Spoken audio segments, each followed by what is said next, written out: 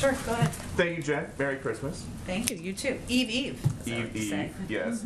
So why is the president saying about this new variant, nobody saw it coming, nobody in the world, if that's not true? Well, first I would say that nobody knew that there would be the number of different variants. Nobody knew exactly how transmissible they would be. We, of course, knew that there would be additional variants at some point coming. We didn't know what they would look like. But we've been preparing for a range of contingencies all along throughout this process. That's why we have had ample vaccine supply. That's why we have had ample mask supply, and why we have worked to ramp up aggressively our testing over the past few months. Okay, and then about the testing and the contingencies, why is it that you guys are promising 500 million tests next month if you haven't even signed a contract to buy the tests? Well, we have no concern about the contract being finalized. We're just working to finalize the contracts. We just announced this 2 days ago.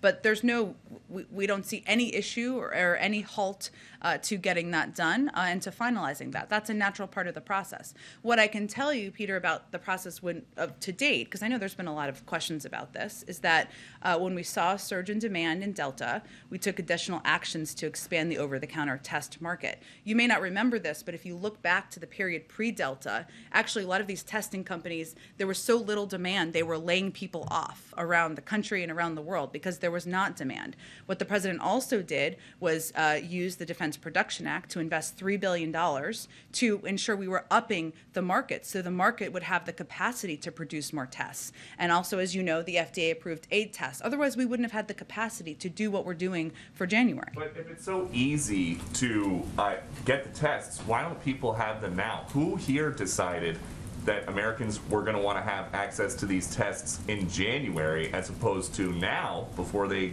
go home for Christmas? Well, Peter, what we've been doing over the course of the last 4 months, even before the president's announcement 2 days, is massively increasing our testing capacity, quadrupling since the summer. And what the announcement was the president made just 2 days ago was making the biggest investment of any, certainly for us and probably from any country in the world, to address what we see as a surge in demand for tests. This is not just happening in the United States. This is happening all around the world where there is not enough testing capacity, and we have taken steps that are more significant than any country in the world so that we could have the testing needed to meet what people are looking for. And